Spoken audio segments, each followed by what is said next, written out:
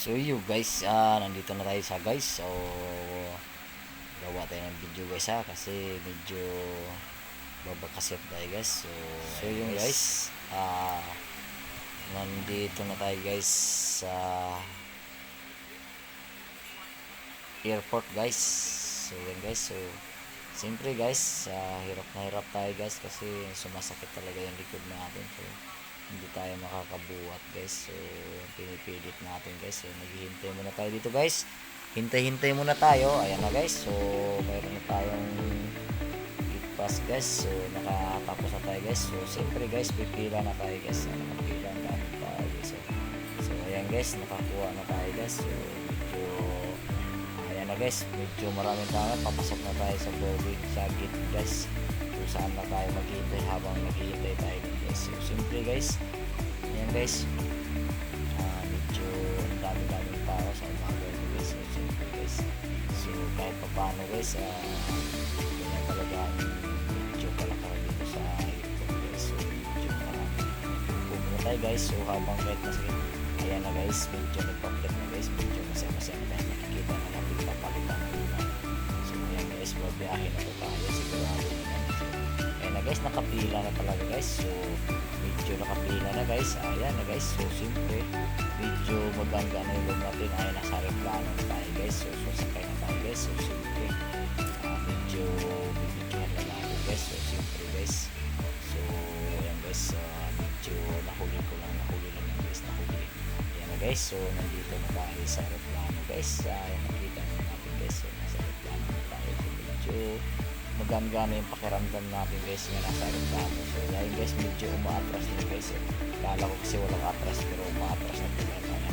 So ayan na po guys. So medyo ano na guys, medyo tahimik na guys po guys. Siyempre marami ng airport kaya so ayan guys, pasensya na kayo guys kung nakikita nyo medyo may sa lang guys kasi medyo siyempre guys, medyo pasaway din tayo sa nag-video tayo guys. So simple din guys, kung hindi pa kasama yan guys. So guys, nakikita natin guys, medyo papasok pa rin sila guys. So medyo may maraming pasok. So ayan guys, medyo nag-ano na yung mga dalawang babae guys. So ayan na guys. So pinaano ko lang sa inyo guys, pinakita ko na medyo matras na yun guys. Hindi ko naman naintindihan kung ano mga sinasabi niya, basta tinitingnan ko lang guys. So binibidyo lang natin guys kung ano mga sinasabi niya. So ayan guys, medyo tuloy-tuloy na tayo guys. So ayan guys, pasensya na kayo, umaatras na talaga guys. So medyo malulog yung pakiramdam natin guys, kahit masakit yung tagiliran natin. So siyempre umaatras na yung reklamo. So kala ko guys, so hindi umaatras guys, so may atras din pala to. So ayan na guys, nakikita natin lilipad na guys, ang tulin-tulin guys. So parang yan guys, medyo angat na tayo guys. So medyo masaya na talaga tayo pakiramdam natin. So hindi pa rin tayong kampante guys kasi nandito pa tayo na umakyat na guys. So ayan, nakikita naman ninyo yung palayo na guys. Nakikita na natin yung babay na nila, mga ka-brother dyan, mga ka-sister dyan. Ayan, so medyo maganda na guys. Siyempre guys, hindi naman tayo uwi guys kung wala tayong medyo may mga siyempre hindi tayo uwi guys. Siyempre guys, mayroong komisyon guys. So ayan guys, so isang taon nga, isang beses lang tayo uli. Simple guys, ganun talaga guys. So yun talaga buhay, diba guys? So wala tayong magagawa guys, basta importante guys na ganyan na guys. So simple guys, hindi natin na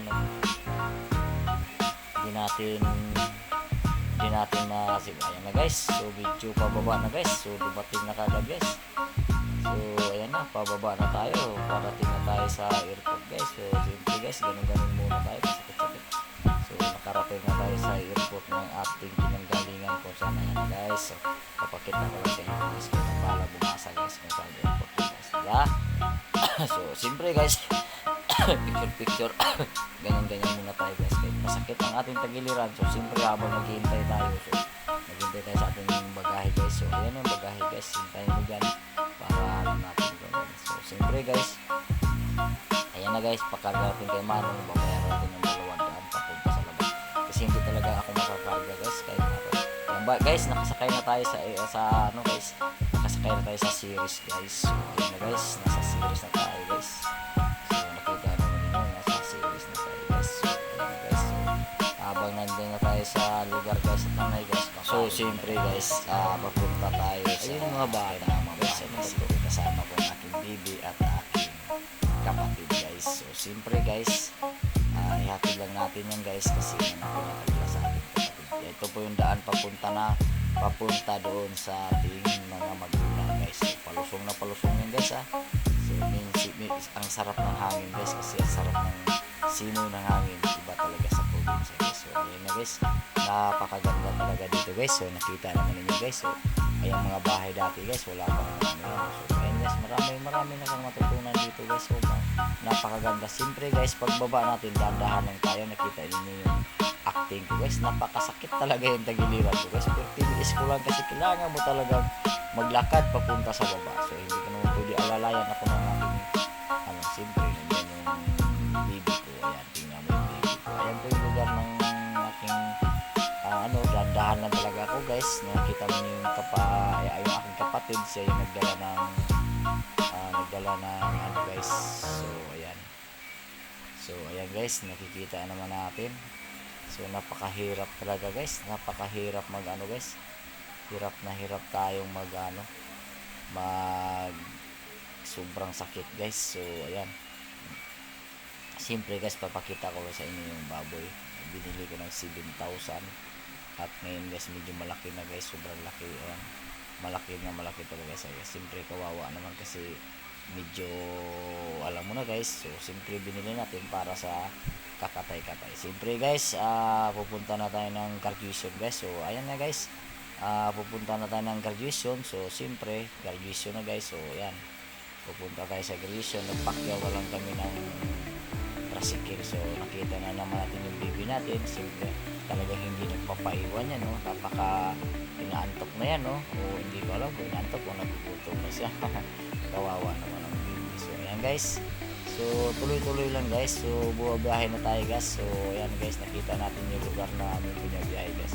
So napakaganda yung biyahe. So papunta na po tayo sa lugar na graduation guys. So ayan guys, so ayan na guys. So siyempre medyo malayo pa talaga yun guys. So siyempre guys, video lang tayo sa daan, pero nakakamiss kasi guys. Ito pala ay lugar na malapit sa central, sakop pa ng Tanhayan guys. So malapit central ng malapit na po sa central ng camp. So yan guys, so ito na guys, papunta na tayong Bais guys. So hindi nakakalam kung sino nakakalam papuntang Bais. So ayan guys, siyempre guys, medyo lang tayo kahit masakit yung ating tagiliran. So kakayanin na lang natin. Medyo sabi ko nga, medyo maganda-ganda naman yung daan. Sabi ko lubak, hindi naman lubak maganda yung kasada. So akala nyo guys, no? So simple lang guys, masaya naman tayo kasi kahit pa paano, siyempre graduation yung pupuntahan natin. Hindi ko naman ipapakilala sa inyo kung sino yung malaman ninyo yan. Yan yung baby. Nagpapakit ang baby, oh. Susukit ang baby, ang kit-kit ng baby, oh. Pero inaantok na yan, hindi ko alam, inaantok ko, nagugutom na eh.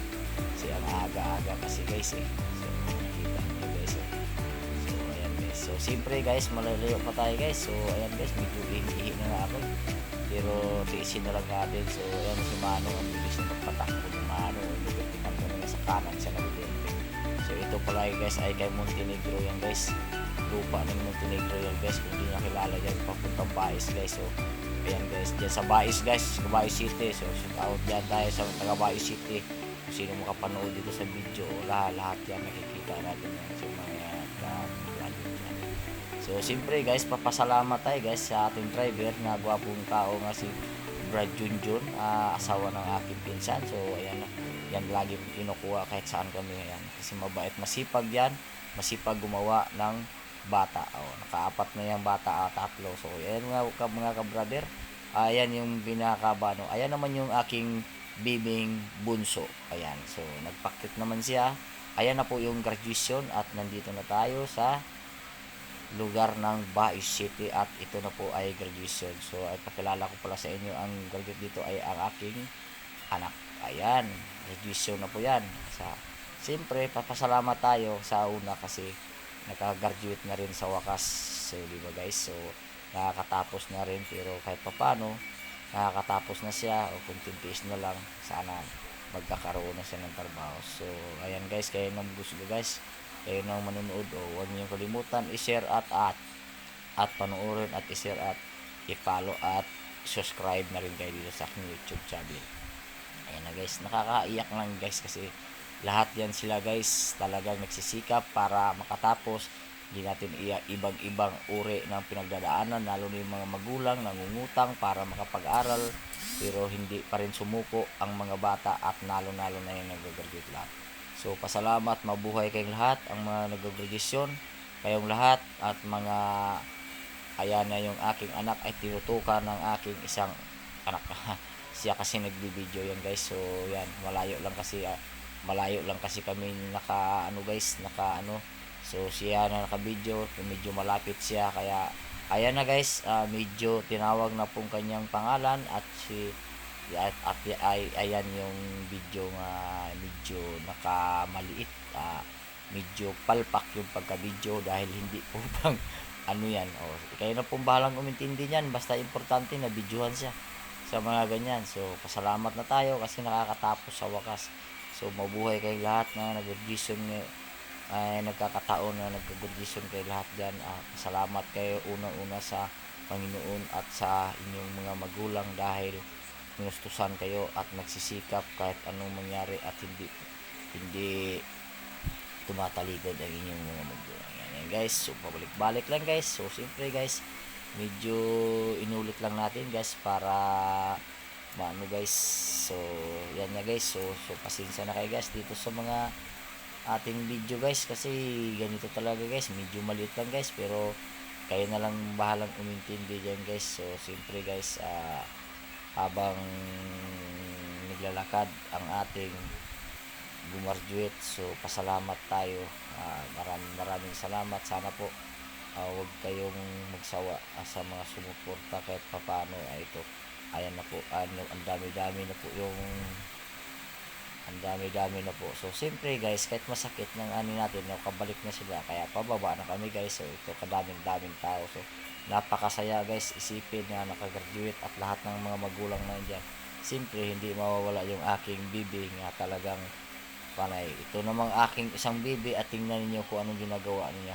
Kasi guys, sumasayaw siya guys kasi sumasayaw kasi may sounds kasi yan guys. Kaya sayaw-sayaw lang siya, hindi niya alam na videohan na pala siya.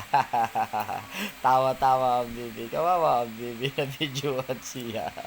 So ayan, tuwan-tuwa siya.